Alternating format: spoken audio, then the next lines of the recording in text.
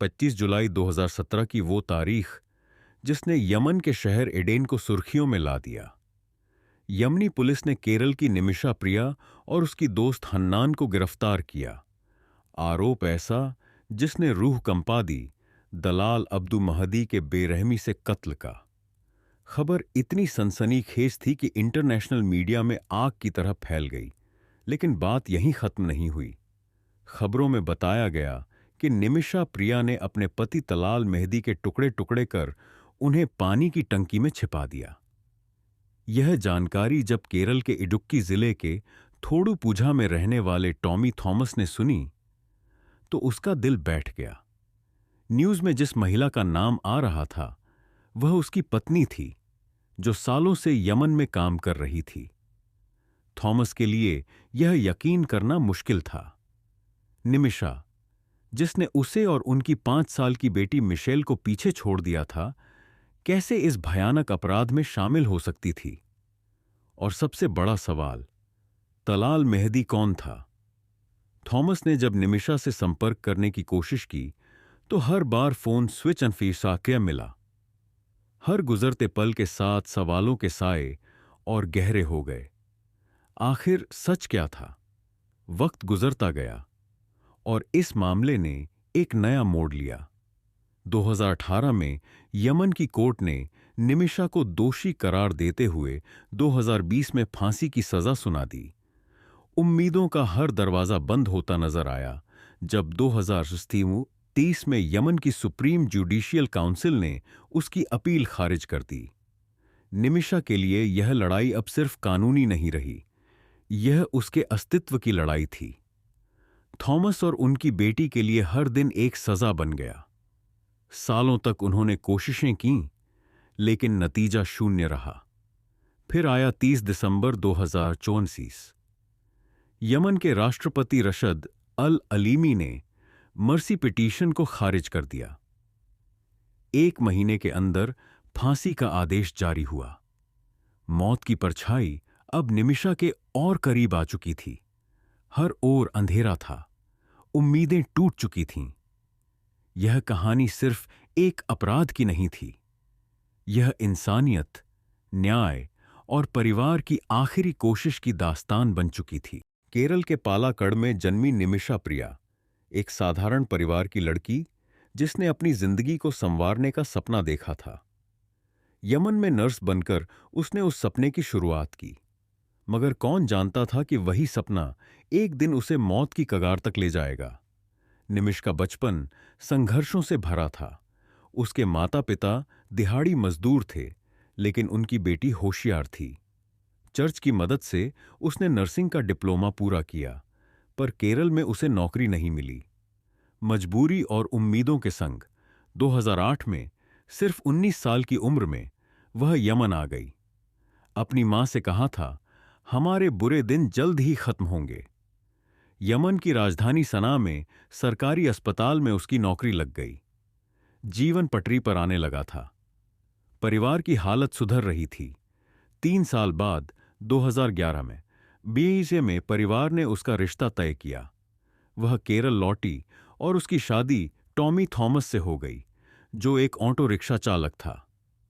शादी के बाद दोनों यमन लौटे। निमिषा ने फिर से नर्सिंग शुरू की और टॉमी इलेक्ट्रीशियन असिस्टेंट बन गया।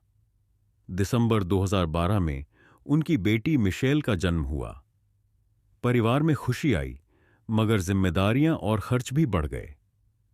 अप्रैल 2014 में हालात से हारकर टॉमी बेटी को लेकर केरल लौट गया। निमिषा, जो अपने काम और स्वभाव के कारण हर जगह लोकप्रिय थी, ने एक सपना देखा, अपना खुद का क्लिनिक खोलने का। उसने टॉमी से बात की। उसका मानना था कि यमन में खुद का क्लिनिक ही उनके जीवन को संवार सकता है, लेकिन यमन के कानून के अनुसार किसी स्थानीय नागरिक का बिजनेस पार्टनर होना जरूरी था। तलाल अब्दो मेहदी, एक यमनी व्यापारी जिसकी कपड़ों की दुकान अस्पताल के पास थी। निमिषा ने टॉमी को तलाल का नाम सुझाया। वह तलाल से परिचित थी, एक सामान्य सा निर्णय जिसने उनकी जिंदगी को उलट-पुलट कर दिया।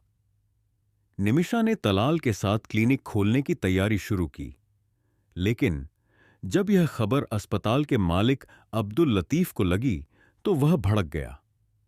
वह गुस्से में फट पड़ा और निमिषा पर क्लिनिक का सपना छोड़ने का दबाव डालने लगा। लेकिन बाद में 33% हिस्सेदारी के बदले उसने क्लिनिक में निवेश करने का प्रस्ताव रखा। टॉमी ने भी दोस्तों और रिश्तेदारों से पैसा उधार लिया। जब सब कुछ तैयार हो गया तो निमिषा ने तलाल से कहा कि अब उसे लाइसेंस और फंडिंग की मदद नहीं चाहिए। लेकिन तलाल, जो अब परिवार जैसा बन चुका था, क्लिनिक सेटअप में मदद करता रहा। क्लिनिक तैयार हुआ। उसका नाम रखा गया अल अमन मेडिकल क्लिनिक।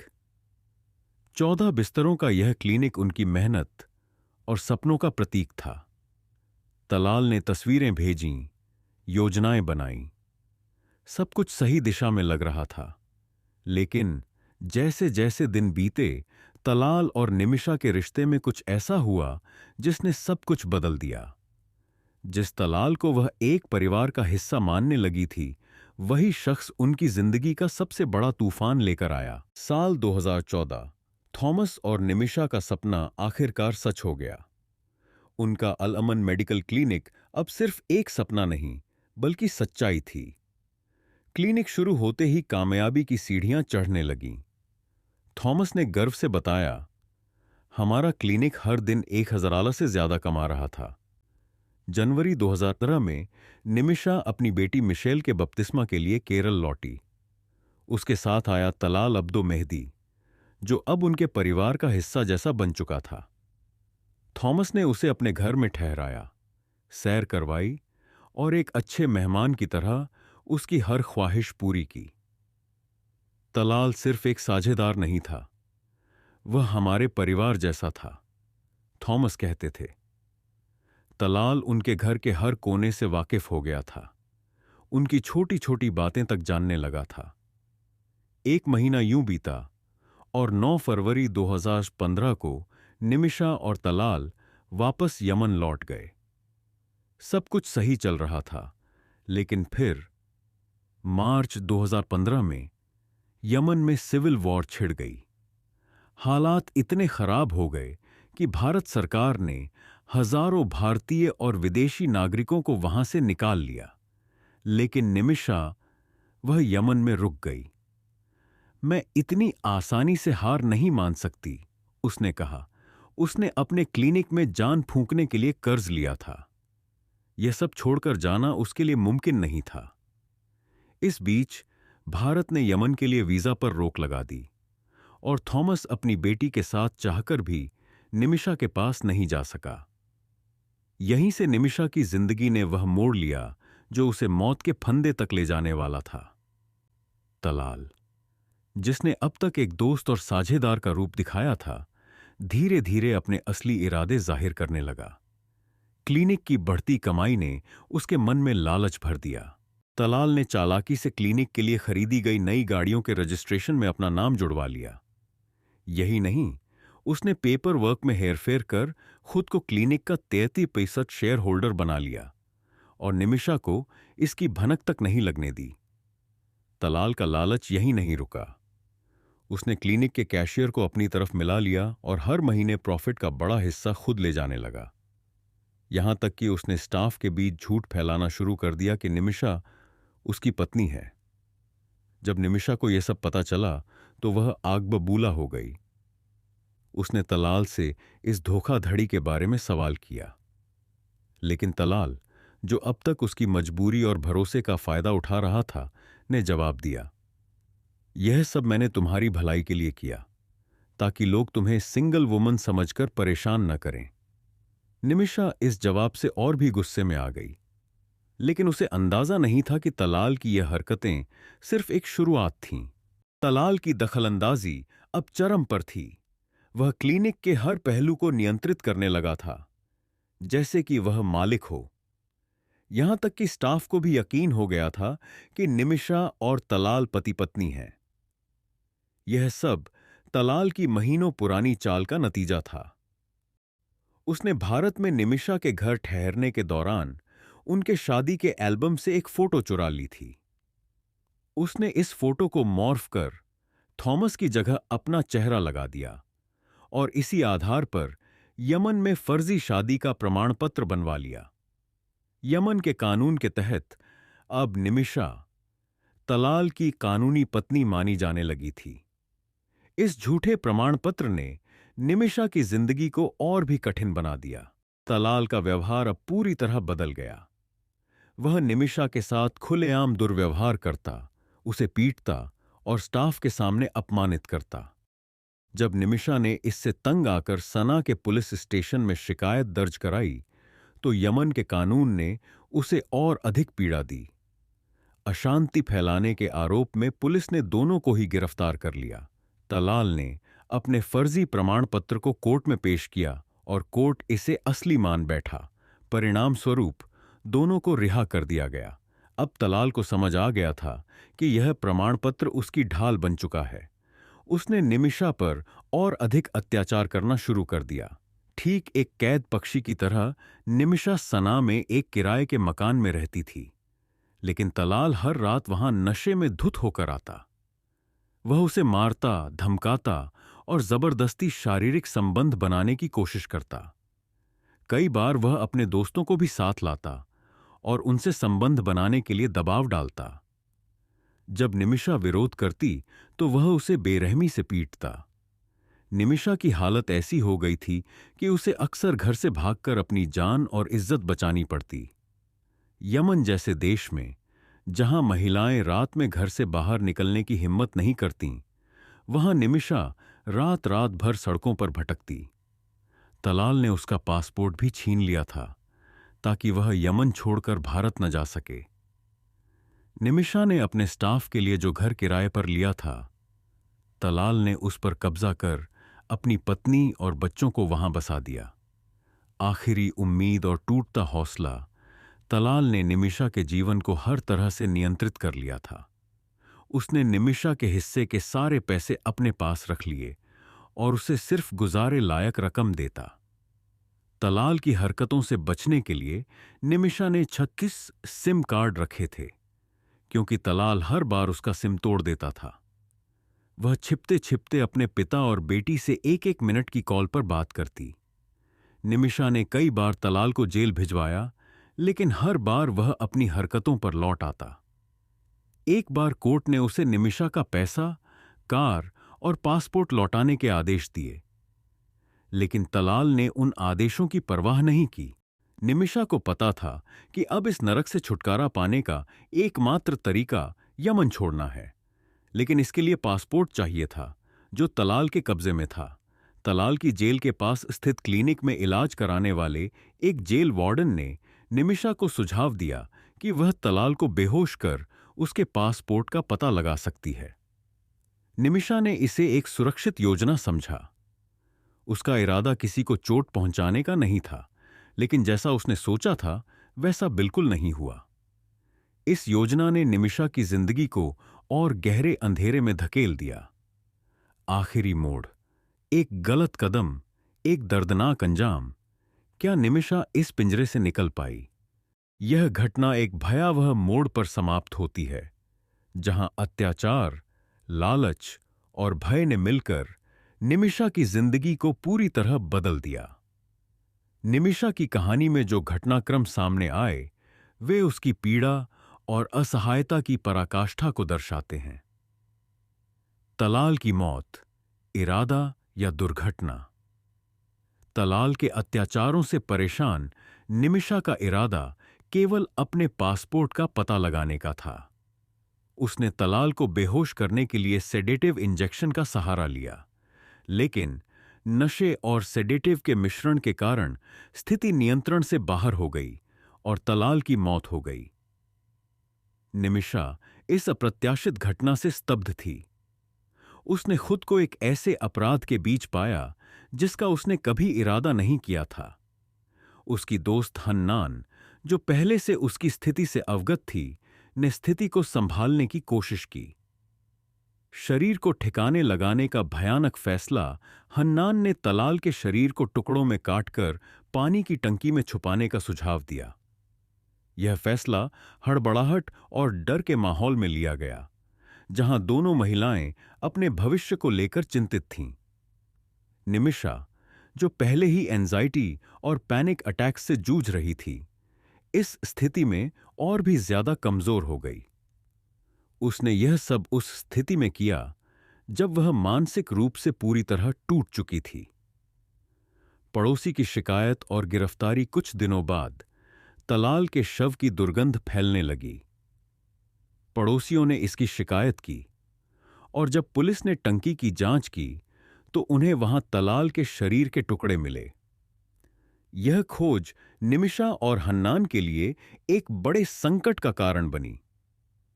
25 जुलाई 2017 को यमनी पुलिस ने निमिषा और हन्नान को एडन शहर से गिरफ्तार कर लिया।